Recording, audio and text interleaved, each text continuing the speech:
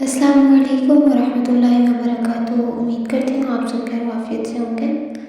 اللہ تعالیٰ آپ سب کو خیر وافیت سے رکھیں، اللہ آمین۔ آج ہم سورۃ قاف کے فضائل پڑھیں گے۔ اس سورت کو حضور پاک صلی اللہ علیہ وآلہ وسلم اکثر پڑھا کرتے تھے۔ بعض اوقات جمعہ کے خطبہ میں بھی اس کی آیات مبارکہ کو پڑھتے، اور یہ بھی کہا جاتا ہے کہ حضور پاک صلی اللہ علیہ وآلہ وسلم اسے فجر کی پہلی رکعت میں بھی کبھی کبھار پڑھا کرتے ہیں۔ اس لیے یہ وہ سورت ہے جسے حضور پاک صلی اللہ علیہ وآلہ وسلم نے زیادہ تر پڑھا۔ اس کی روزانہ تلاوت سے ہدایت حاصل ہوتی ہے، اور بوتے وقت اس کا بیچ پر ایک مرتبہ پڑھ لینا خیر و برکت کا باعث ہے۔ باغ میں پڑھنے سے پھل میں برکت ہوگی۔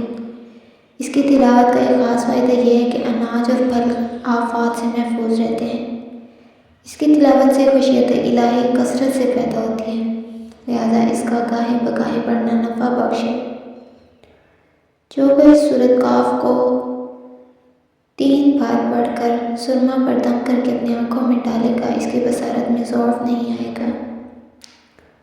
اگر کوئی شخص کہیں پر نیا ملازم ہوا یا کہیں سے بدل کر آیا ہو اور دوسرے لوگ اس کے آنے سے ناراض ہوں، بلکہ اسے تنگ کر کے بھگانے کی ترکیبیں سوچتے ہوں، تو ان حالات میں اس شخص کو چاہیے کہ اس سورت کو 11 روز تک روزانہ 11 مرتبہ پڑھے۔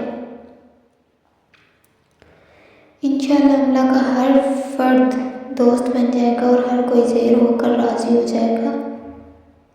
اگر کسی شخص کو کوئی شخص تنگ کرتا ہو تو اس سورت کی فوٹو کاپی کرا کر 41 روز تک 40 روز تک اس کو اپنے جیب میں رکھے، انشاءاللہ دشمن سے نجات ملے گی اور ہر قسم کی بیرون شر سے محفوظ رہے گا۔